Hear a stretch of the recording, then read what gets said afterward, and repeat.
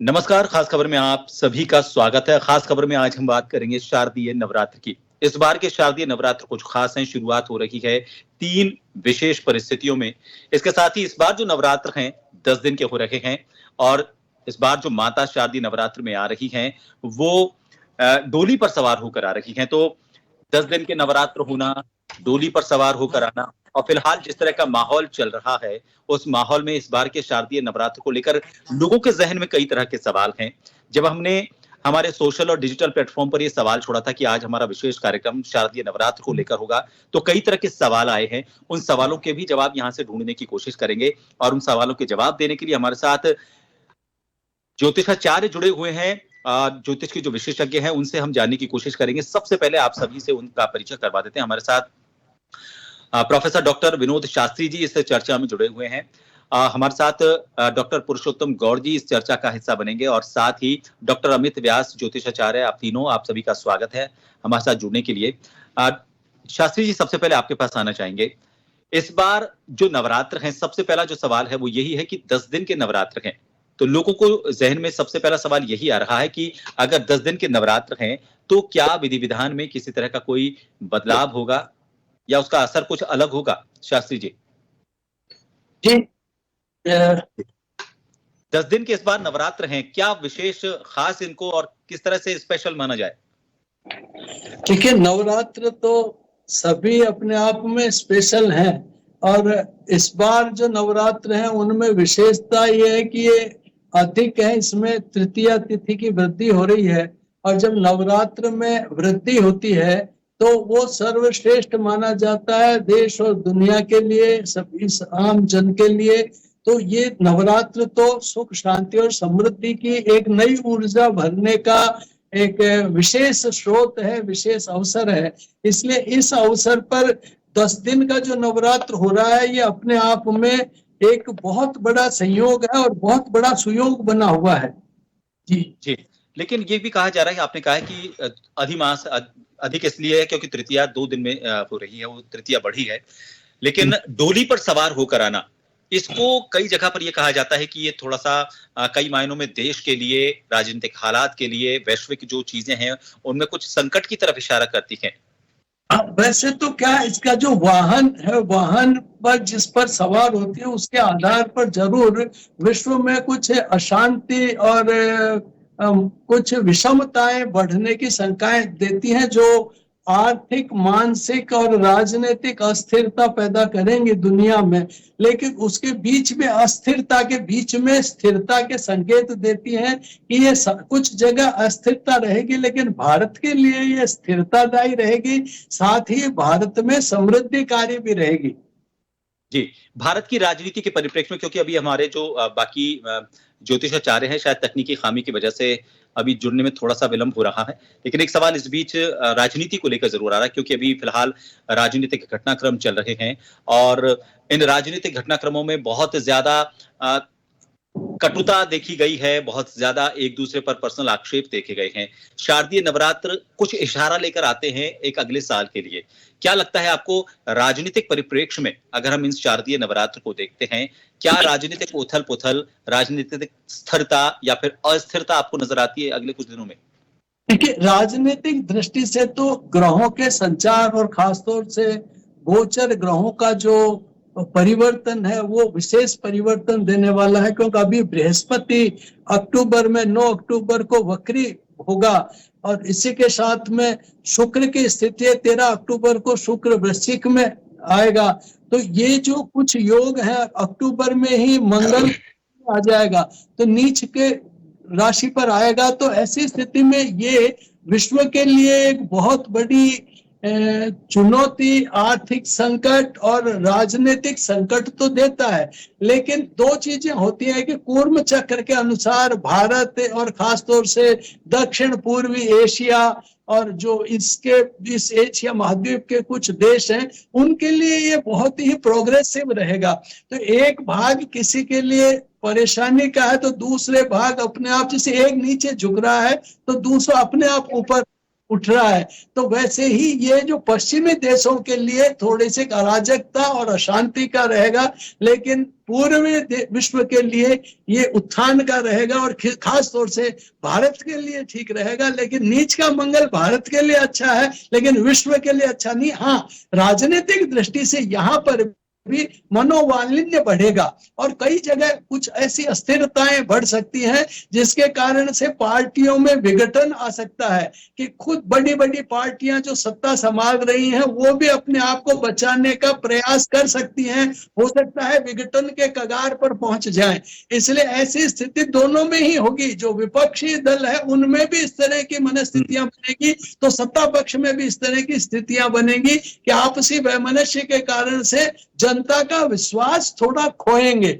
लेकिन देश के ग्रह अच्छे हैं, इसलिए नवरात्र तो शुभ संकेत दे रहे हैं, इसलिए स्थिति काफी मजबूत कही जा सकती है भारत के परिप्रेक्ष्य में। तो जी, हमारे साथ डॉक्टर पुरुषोत्तम गौड़ जी भी जुड़ गए हैं। डॉक्टर साहब, राजस्थान के परिप्रेक्ष्य में हम अलग से हम बात करेंगे, लेकिन अभी ये कहा जा रहा है कि 3 विशेष संयोग है, 3 दुर्लभ योग बन रहे हैं जब शारदीय नवरात्र की शुरुआत हो रही है। किस तरह से विशेष ये तीनों दुर्लभ योग हो जाते हैं? देखिए, ये बिल्कुल सही बात है कि नवरात्रि में पूरे देश भर में बड़े हर्ष और उल्लास के साथ ये पर्व मनाया जा रहा है और विशेष तौर पर सर्वार्थ सिद्धि योग में ये योग जब हम मना रहे हैं तो ये बड़ा महत्व होता है इसका और कई लाभकारी योग इस समय हमको देखने को मिल रहे हैं। और आप ये देखिए कि नवरात्रा का जो ये पर्व है ये हमारे हिंदू कैलेंडर के हिसाब से गुरुवार के दिन शुरू हो रहा है जो 3 अक्टूबर है। तो माता रानी जो है पालकी पर सवार होकर के आ रही है और पालकी पे सवार होकर आने का मतलब ये हुआ कि थोड़ा सा मंगल शुभ का कम दर्शाता है। और ये हम ये भी कह सकते हैं कि ये कहीं कहीं हमें थोड़ा सा मतलब जो है एक अच्छा संकेत नहीं दे पा रहा है। इससे पूरे जो है भारतवर्ष में या कह सकते हैं कि अर्थव्यवस्था में थोड़ी गिरावट आ सकती है, व्यापार में मंदी की स्थिति देखने को मिल सकती है। हिंसा और देश दुनिया में महामारी के बढ़ने के भी कहीं न कहीं संकेत होते हैं। वैसे तो माता रानी का वाहन शेर है, लेकिन ये दुर्गा शेरा वाली इसीलिए कही जाती है कि इनका शेर जो है सवार होकर आती है और वाहन बदल भी जाता है। क्योंकि गुरुवार के दिन आने से पालकी पर ये सवार होकर आ रही है। अब यहाँ हम बात करें कि ज्योतिषीय गणनाओं की, जैसा कि अभी मेरे बड़े भाई डॉक्टर विनोद शास्त्री जी कह रहे थे कि मंगल जो है भारत के लिए काफी मतलब ठीक है और सभी तरह ठीक है, लेकिन ये बात भी सही है कि शक्ति का प्रतीक ये पर्व माना जाता है, जिसमें शारदीय नवरात्र माँ दुर्गा के 9 स्वरूपों की पूजा की जाती है।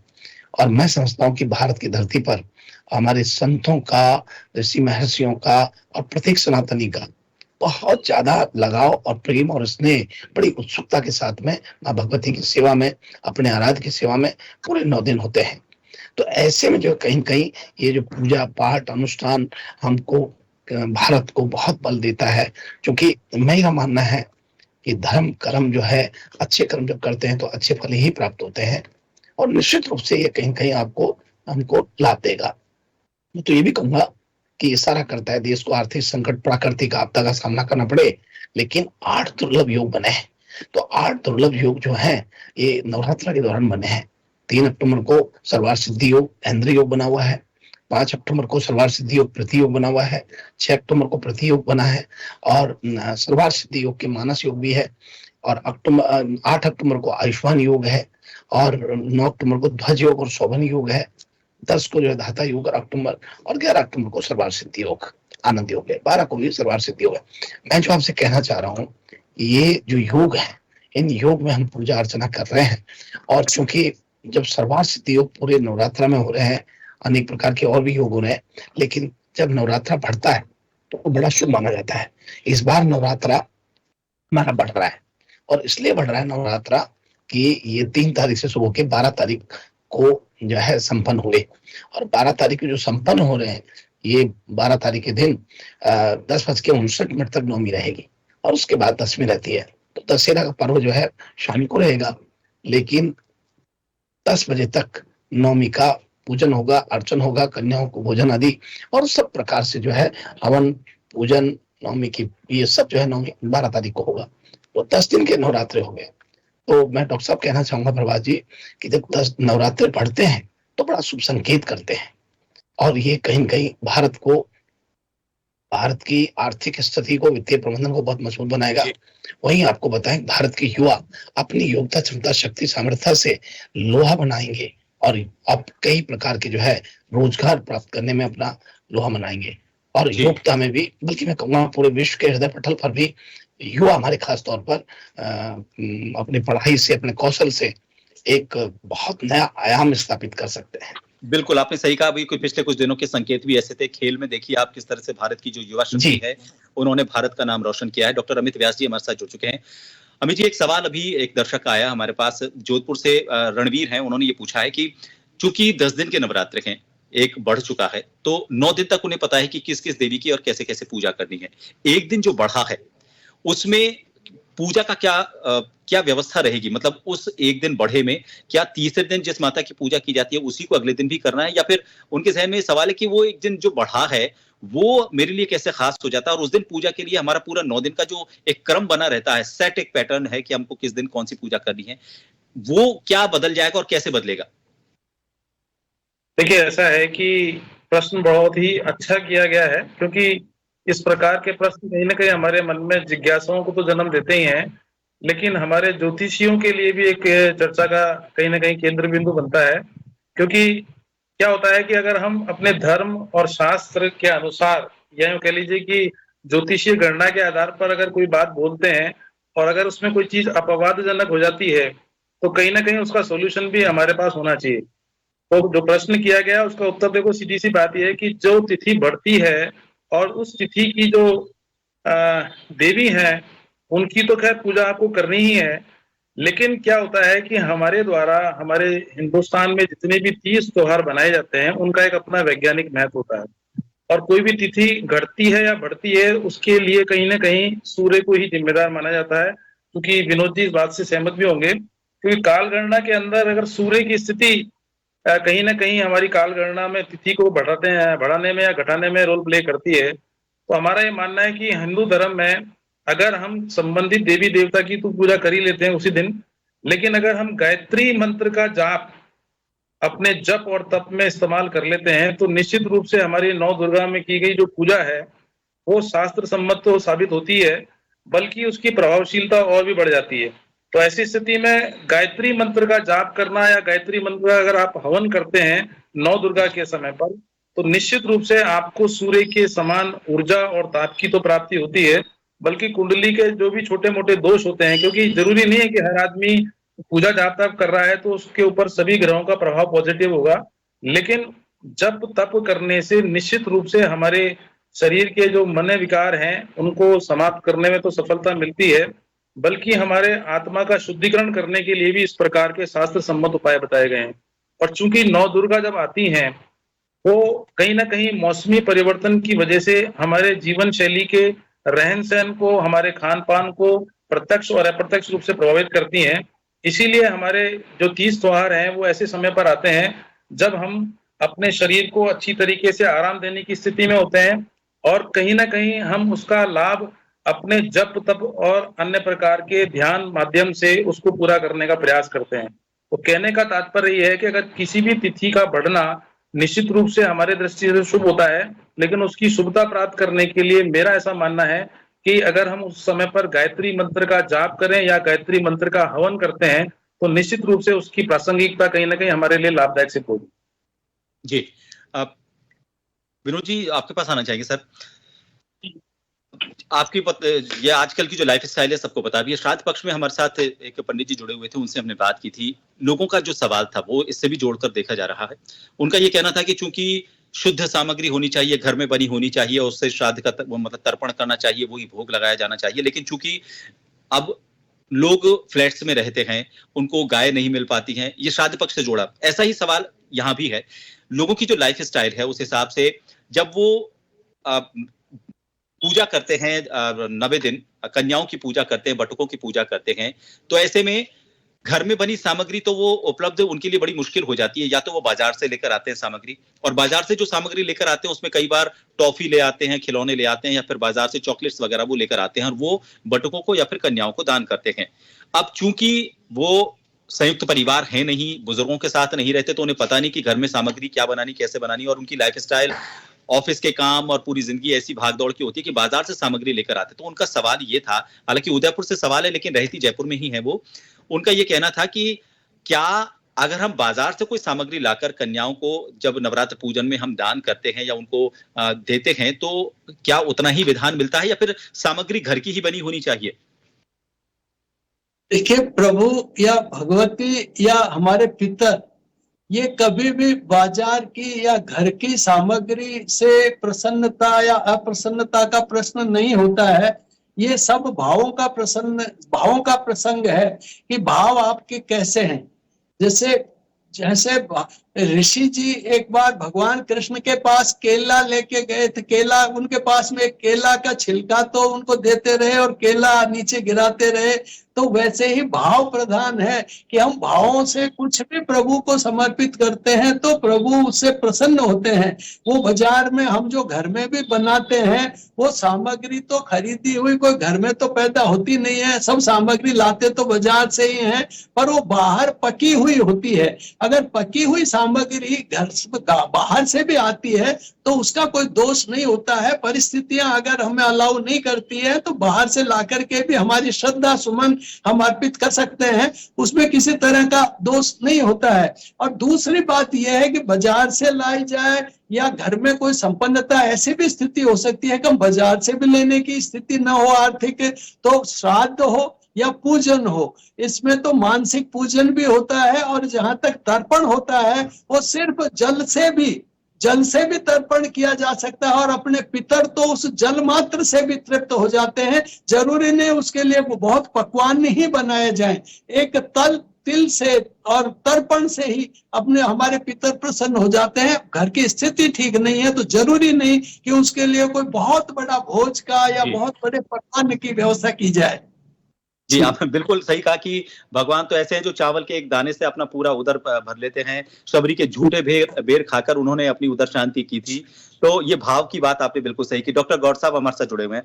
डॉक्टर साहब, वैज्ञानिक पहलू इसका हम देखते हैं, कई बार जो व्रत रखते हैं लोग, उपवास रखते हैं, उसमें अब इसको हम वैज्ञानिक पहलू से, आज के आधुनिक युग से जोड़कर देखें तो लोगों का कहना है कि इसमें हम बॉडी को डिटॉक्स करते हैं, यानी कि हमारी बॉडी से जितने भी बुरे रसायन होते हैं जो हमारी बॉडी को नुकसान पहुंचाते हैं, जो हमारी रोजमर्रा की लाइफस्टाइल है, जो भी हम खान पान करते हैं आजकल का, वो जब हमारे घर में, हमारे शरीर में इकट्ठा हो जाता है, वो डिटॉक्स होता है। दूसरा, मन शांत रहता है, लोग ध्यान केंद्रित करते हैं अपनी आगे वाली जिंदगी में और अपने आप को मजबूत परिस्थितियों के लिए तैयार कर पाते हैं। जब भी नवरात्र की बात करें तो नवरात्र में पूजन, ध्यान, जप करना, उसके अलावा उपवास, व्रत करना, ये आने वाली जिंदगी के लिए कितना और किस तरह से तैयार करते हैं व्यक्ति को? देखिए, बड़ा अच्छा आपने डॉक्टर प्रभात जी प्रश्न किया।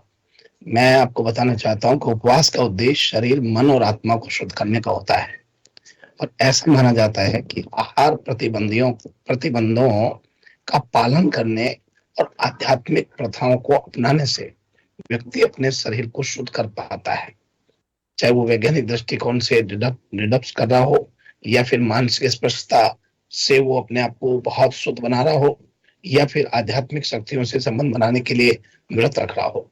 लेकिन व्रत के नियम धर्म होते हैं और व्रत का नियम यह है कि आप व्रत कर रहे हैं मगर क्रोध कर रहे हैं, कोई गलती कर रहा है उसको क्षमा नहीं कर रहे हैं, तो व्रत का मतलब है कि क्षमा, सत्य, दया, दान, इंद्रिय संयम, देव पूजा, अग्निहोत्र और चोरी आदि नहीं करना, चीटिंग नहीं करना, धोखा नहीं करना, ये व्रत में सब सम्मिलित होते हैं। आप क्या व्रत कर रहे हैं और आप ये सब काम कर रहे हैं तो इसका मतलब कहीं न कहीं ये आपको फिर जो है एक तरीके से दिखावा सा ही रह गया, वो व्रत नहीं हुआ। दरअसल में क्या है कि हम अनाज जब खा लेते हैं व्रत में, एक समय भोजन करते हैं तो उसमें प्याज वगैरह, लहसुन वगैरह बिल्कुल नहीं लेना चाहिए और मांसाहारी भोजन नहीं करना चाहिए। शराब या प्रसंस्कृत खाद्य पदार्थों का परहेज करना चाहिए, त्याग करना चाहिए। उपवास आत्मशुद्धि के लिए अनुशासन, कृतज्ञता और भक्ति का एक अवसर मिलता है। उसमें जो है हमें बहुत पवित्रता से रह करके और व्रत को रखना चाहिए। अब एक बड़ी बात आती है, जैसे आज मेरे को एक प्रश्न किया किसी ने, कोई बाहर से था, कि क्या महिलाओं का, माता बहनों का पीरियड हो तो क्या व्रत छोड़ दें या व्रत नहीं करें? अब देखिए, कहीं भी ऐसी कोई बात नहीं है कि पीरियड यानी मासिक धर्म जो है महिलाओं का व्रत नहीं कर सकती, ऐसा कहीं नहीं है। महिलाएं तो इस दौरान व्रत को रखती है और वैसे व्रत रखें और चंद्रमा देखने तक इसका पालन करें। ऐसा कहा है कि चंद्रमा का जब दर्शन होता है तो फिर वो सब चीज ठीक रहती है। व्रत करने वाले व्यक्ति को पलंग के बजाय जमीन पर सोना चाहिए। केवल भूखे रहने से मतलब नहीं है, भूखा रहना ही एक व्रत नहीं कहलाता है। व्रत करने वाले व्यक्ति को जो है विशेष तौर पर अधिक भोजन नहीं करना चाहिए, ब्रह्मचर्य का पालन करना चाहिए और मैं ये भी कहूंगा कि व्रत करने वाले व्यक्ति को बहुत असत्य का जो है अपने जबान पर नहीं रखना चाहिए। और ये भी एक है कि कुछ लोग जो है व्रत करते हैं और घर में कलेश करते हैं, जबकि गोस्वामी तुलसीदास जी कहते हैं कि जहां सुमति तय संपत्ति नाना और जहां कुमति तय विपत्ति निधाना। जहां सुमति और नाना प्रकार के जो है धन दौलत होते हैं और जहां हरि व्यापक सर्वत्र समाना, प्रेम से प्रकट हुई भगवाना। हरि वहां है जहां प्रेम है, आपसी परिवार में स्नेह है, आत्मीयता है, अपनापन है। तो खाली भूखे रहने से कोई मतलब नहीं होता है। आपको कुछ नियम धर्म भी पालन करने पड़ते हैं। झूठ नहीं बोलना चाहिए, मन को संयमता से रखना चाहिए, किसी को अपशब्द नहीं बोलना चाहिए, अपनी इंद्रियों पर काबू रखना चाहिए, सभी प्रकार की तामसी चीजों को त्याग देना चाहिए, किसी भी इंद्रिय का दुरुपयोग नहीं होना चाहिए।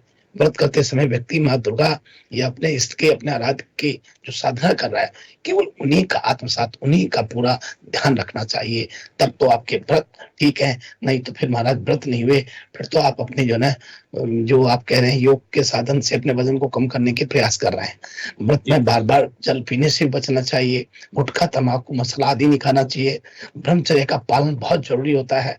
खासतौर पर मैं एक बात कहना चाहूंगा, नवरात्रा में जो विशेष तौर पर व्यक्ति नियम का पालन करता है वो व्यक्ति माँ भगवती की कृपा को प्राप्त कर पाता है, अपने आराध्य की कृपा को प्राप्त कर पाता है। सदाचारी जीवन का उनको निर्वहन करना चाहिए, कुल बहुत जरूरी है, बहुत जरूरी है। अच्छा, इसके खान पान भी आपका शुद्ध होना चाहिए। फिर लोकाचार शिष्टाचार के अनुसार आपके यहाँ क्या बना रहे हैं, क्या कर रहे हैं, बहुत सी बातें हैं। अब कई लोग करते हैं कि तुलसी के पत्ते पे व्रत कर रहे हैं, तुलसी के पत्ते पर व्रत रखना, फिर या फिर कहें कि पानी पर व्रत रखना, या कहें 9 दिन तक कुछ भी नहीं लेना, तो ये सब बातें बहुत बहुत अपना महत्व रखती हैं। और जी। मैं ये कहना चाहूंगा माता बहनों को सबको कि आपका मासिक धर्म रहे, आप व्रत ना छोड़ें, व्रत करें, ठीक। लेकिन चंद्रमा को देखें और अपनी पूजा के हाथ में लगाएं, छुए नहीं। और साथ ही नवरात्रि के व्रत के जो नियम हैं वो बड़े उनका सरल पालन हैं। करें। देखिए, जी। नाखून नहीं काटना चाहिए, बाल नहीं कटवाना चाहिए, दाढ़ी नहीं कटवानी चाहिए, है ना? सिंघाड़े का आटा, दूध, साबूदाना, आलू, फलों का सेवन करना चाहिए।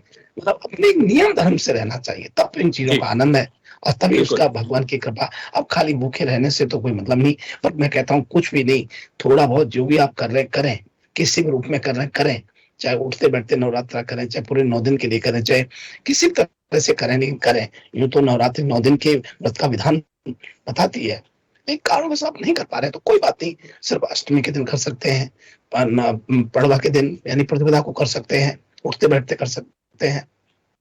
आपकी नौमी पूछती है तो नौमी के दिन कर सकते हैं। ये छोटी छोटी बातें हैं जो बहुत महत्वपूर्ण बातें भाव हैं। का बिल्कुल ध्यान और रखना चाहिए और नियमों का पालन हाँ, जो भी है। हमारे साथ डॉक्टर अब व्यास जी भी जुड़े हुए हैं, क्योंकि समय कम है। जी एक सवाल मैं व्यास जी से भी लेना चाहूंगा। व्यास जी देखिए, संस्कार जो होते हैं उनका नई पीढ़ी में किस तरह से उनको संचारित किया जाए, ये हर पीढ़ी की जिम्मेदारी होती है। हम तीज त्योहार उनके साथ परिवार के साथ बैठकर मनाते हैं और उनके साथ बैठकर उन्हें बताते हैं कि किस तरह से नियम होते हैं। अब जब हम इनकी बात करते हैं, नवरात्र की बात करते हैं, बच्चे पढ़ाई भी करते हैं, उन्हें उतनी एनर्जी भी चाहिए कि वो अपनी जो लाइफस्टाइल तो उसे क्या बोले, लेकिन उनका जो बचपना है वो भी प्रभावित ना हो और संस्कार उस पीढ़ी में चले भी जाएं। आप क्या इसके लिए सजेस्ट करना चाहेंगे ताकि हम नई पीढ़ी को इन संस्कारों से जोड़ सकें, लेकिन साथ ही उनका बचपन उससे प्रभावित ना हो, उनकी पढ़ाई उससे प्रभावित ना हो, रोज खेलकूद वो करें, लेकिन साथ ही ये भी सीखें कि ये हमारे ऐसे तीज त्योहार पर्व ऐसे मौके हैं जो हमें आने वाली जिंदगी में एक सबक देते हैं, हमें और मजबूती से लड़ने के लिए तैयार करते हैं। क्या किया जाना चाहिए नई पीढ़ी को जोड़ने के लिए? आपका म्यूट हो, माइक को अनम्यूट कीजिएगा, आप माइक म्यूट है। देखिए, हमारा हिंदू धर्म निश्चित रूप से वैज्ञानिकता का गुण इसलिए लिए हुए है क्योंकि हमारे यहाँ पर जितने भी तीज त्योहार मनाए जाते हैं वो प्रकृति की जो संरचना हमारे हिंदुस्तान में हो रखी है, जिसमें चारों प्रकार की ऋतुएं हम लोग फेस करते हैं और उसी के अनुसार हमारे यहाँ पर सभी प्रकार की तीज त्योहारों का मनाया जाना निश्चित ही बात है। जहां तक सवाल है कि नवरात्रों को ध्यान में रखते हुए और संस्कारों को भी ध्यान में रखते हुए, देखिए अभी डॉक्टर साहब ने बहुत अच्छी बात बोली थी कि किसी भी पूजा पाठ को करने के लिए भाव का होना बहुत जरूरी होता है और अगर आपके साथ भाव हैं तो उसके लिए आपने जिस क्रिया विधि को अपनाया है वो क्षम्य हो जाती है। और वैसे भी बालक के द्वारा किया गया कोई भी कार्य, चाहे वो पूजा के संबंध में हो या किसी अन्य प्रकार से, वो निश्चित रूप से उसको क्षम्य माना जाता है। जहां तक हमारे ईश्वर की भक्ति की जब बात की जाती है तो ईश्वर की भक्ति करने के पीछे एक बहुत बड़ा कारण सिर्फ यही होता है कि जीवन को संयमित रखना है, सदाचारी बनाना है और खान पान पर नियंत्रण रखें, जिससे कि शरीर को और हमारे बुद्धि को बल की प्राप्ति हो। और निश्चित रूप से व्रत या उपवास जो होते हैं वो हमारे बौद्धिक स्तर को तो मजबूत करते ही हैं, बल्कि हमारे को शारीरिक रूप से भी बलिष्ठ बनाते हैं। और कहीं ना कहीं वैसे भी व्रत करना कहीं शास्त्रों में वैसे नहीं लिखा हुआ है।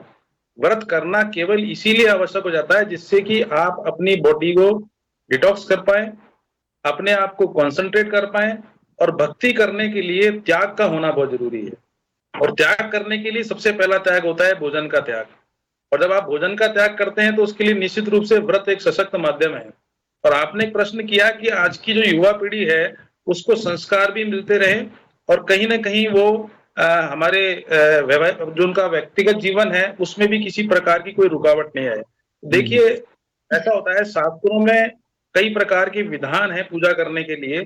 जहां तक सवाल है नवरात्रा का, तो नवरात्रा में आप एक दिन 9 दिन में से एक ही दिन अगर आप व्रत कर लेते हैं, जब भी आपकी अवस्था अच्छी हो या जिस समय पर आप मानसिक और शारीरिक रूप से उस काम को करने के लिए सक्षम हो, क्योंकि कहीं भी किसी प्रकार का बाउंडेशन या बाध्यता जो होती है वो हमारे धर्म नहीं सिखाता है। हमारे धर्म और हमारे संस्कार यही कहते हैं कि ईश्वर की प्राप्ति करने के लिए माध्यम तो बहुत सारे हैं, लेकिन उपवास करने से या किसी भी प्रकार का हवन इत्यादि करने से हम उसको आसानी से प्राप्त कर सकते हैं। तो जहां तक सवाल है बालकों का, तो देखिए बच्चों के लिए ऐसा कहीं शास्त्रों में लिखा नहीं है। अगर व्यक्ति अपने विवेक से किसी कार्य को अंजाम देना चाहता है तो हमारे बुजुर्गों को चाहिए कि वो उनको समय समय पर ये बताते रहें किस प्रकार से पूजा करनी है, कितना खाना है, कितना नहीं खाना है, कब खाना है। अगर इस प्रकार का अगर हम दिनचर्या बच्चे को बता देते हैं तो निश्चित रूप से उसको व्रत करने की भी आवश्यकता नहीं है। हमारा बिल्कुल ये आपने मानना सही है कहा, कम से कम नियमों को समझें, इसका महत्व समझें। वो ये समझें कि कभी भी कोई व्रत या कोई उपवास या फिर कोई हवन या कोई यज्ञ या कोई भी इस तरह के धर्म से जुड़े कोई काम किए जाते हैं तो उनका सिर्फ धार्मिक महत्व नहीं है, उनका वैज्ञानिक महत्व है। उनके जीवन में उससे किस तरह से वो सफलता हासिल कर सकते हैं, उसको उस तरीके से जोड़कर। जी, आप कुछ कहना चाह रहे हैं? मैं ये कहना चाह रहा था कि सर, एक कहावत है कि ज्ञान विकृति की ओर ले जाता है और भक्ति जो है वो शक्ति का मार्ग प्रशस्त करती है। तो मेरा ऐसा मानना है कि हमारे जितने भी व्रत उपवास या जिस प्रकार के तीज त्योहार हैं वो हमें सिर्फ इतना बताते हैं कि अगर ईश्वर की प्राप्ति करना चाहते हो या अपने तन मन और आत्मा का शुद्धिकरण करना चाहते हो तो हमारे जो दिनचर्या और हमारा जो आत्म संयम जो है वो अपने पर होना आवश्यक है। हमारे धर्म ने, हमारे तीज त्योहारों ने सिर्फ हमें एक ही चीज सिखाई है कि जीवन अगर संयमित रहेंगे, सदाचारी रहेंगे तो निश्चित रूप से हम कहीं ना कहीं अपने द्वारा सभी कार्यों को आसानी से सफल बना सकते हैं। बिल्कुल, हम भी यही उम्मीद करते हैं जी, हम भी यही उम्मीद करते हैं कि इस बार के जो नवरात्र हैं आपके परिवार के लिए, राज्य के लिए, देश के लिए, आपके व्यवसाय के लिए, आपके निजी जीवन के लिए, आपके व्यावहारिक जीवन के लिए, आपकी निजी जिंदगी के लिए, आपकी शादीशुदा जिंदगी के लिए, अपने परिवार के लिए शुभ सूचनाएं लेकर आए। लेकिन आप ये समझें कि जो भी व्रत, तीज, त्योहार हमारे जीवन में आते हैं उनका एक जिंदगी, हमारी जिंदगी को नियम साथ जीना, हमारी जीवन को संस्कारित करना, उसी उद्देश्य से जुड़ा हुआ है। उस उद्देश्य को पाने के लिए अपने मन को नियंत्रित करना जरूरी है, नियमों का पालन करना जरूरी है। उम्मीद करते हैं कि आज जो सवाल हमारे दर्शकों के आए हैं उनके जवाब उनको मिले होंगे और साथ ही ये भी कामना करते हैं कि इस बार जो शारदीय नवरात्र आए हैं वो आपके लिए। शुक्रिया आप सभी का हमारे साथ जुड़ने के लिए। खास खबर में इतना ही। नमस्कार।